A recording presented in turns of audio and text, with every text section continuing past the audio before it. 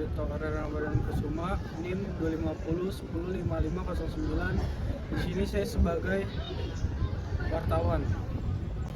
Perkenalkan, nama saya Leon Gabriel Tamba dengan NIM 2501050508. Saya sebagai konsumen. Perkenalkan, nama saya Fahri Hamzah, NIM 250105563. Di sini saya sebagai penjual bakso. Kalau pemirsa, beberapa tahun lalu sebuah kota di Jawa Tengah pernah digemparkan oleh isu yang membuat banyak orang panik, yaitu bakso mengandung daging babi. Berita itu menyebar sangat cepat, terutama lewat media sosial dan pesan berantai. Sebagian besar masyarakat, terutama umat Islam, langsung khawatir karena makanan halal adalah hal yang penting bagi umat Islam. Tapi apa sebenarnya yang terjadi? Mari kita simulasikan bagaimana isu ini mengaruhi para penjual, konsumen, dan masyarakat luas.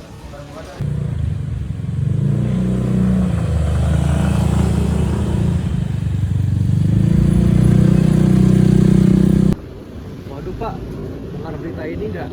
Katanya sih penjual bakso kampung sebelah tuh pakai daging babi Pak. Astaga, lagi-lagi isu kayak gini. Tiap kali ada berita kayak gitu, penjualan saya langsung sepi.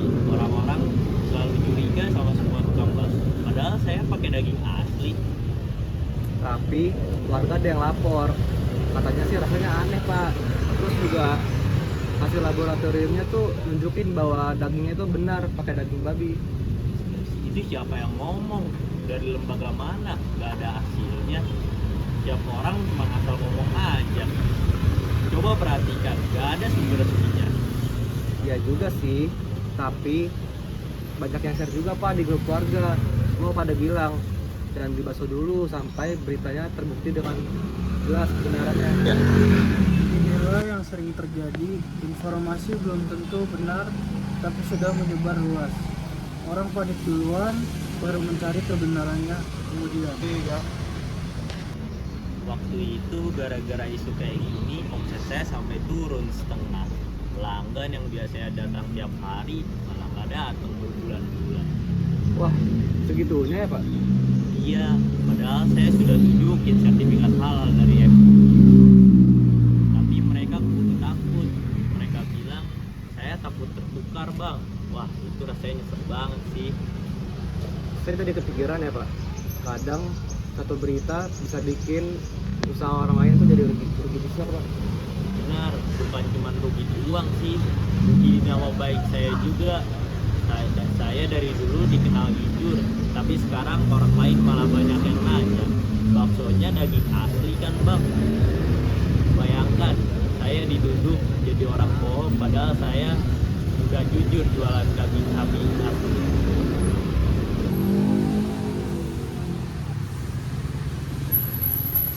Ini bukti betapa besarnya pengaruh sebuah isu di masyarakat. Sekali kepercayaan rusak, susah banget memperbaikinya. Dan ironisnya, berita hoax seperti ini seringkali tidak jelas siapa penyebar pertamanya. Setelah dilakukan pemeriksaan oleh Dinas Kesehatan dan Balai Pengawasan Obat dan Makanan, hasil laboratorium menyatakan bahwa tidak ditemukan kandungan daging babi pada bakso yang diuji. Artinya, isu tersebut dianggap hoax. Serius? Jadi itu cuma berita hoax? Iya, tapi sayangnya berita klarifikasi tersebut nggak seviral berita hoax yang tersebar. Waktu beritanya keluar, cuma sedikit orang yang baca. Yang lain udah terlanjur percaya sama yang pertama. Aku juga salah, aku ikut nyebarin berita itu di grup. Tujuanku agar keluargaku lebih berhati-hati, tapi jadi bikin memperpanjang kepanikan. Kamu nggak sendiri, Leon. Banyak orang yang melakukan hal karena niat baik, tapi tanpa sadar jadi bagian rantai hoax. Iya betul. Waktu beritanya tersebar, nggak semua orang baca yang benar. Bikin warung saya hampir tutup. Sekarang coba kita renungkan apa pelajaran yang kita bisa ambil dari peristiwa ini. Saya belajar jangan gampang percaya apa yang beredar di media sosial. tampilan yang meyakinkan. Ada foto, ada katanya, tapi belum tentu benar.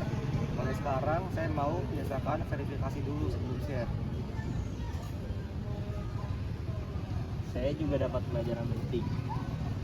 Sebagai pedagang, saya harus lebih terbuka.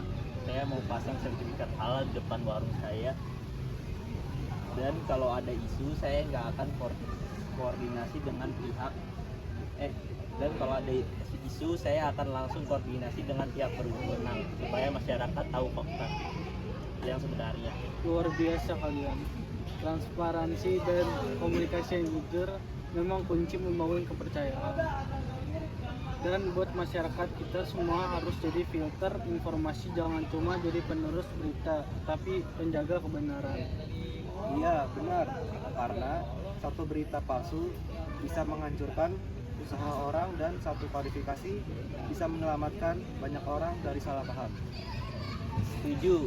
Sekarang pelanggan saya mulai balik lagi, tapi saya masih sering dengar orang cerita katanya dulu, padahal itu sudah diklarifikasi, jadi dampaknya panjang banget.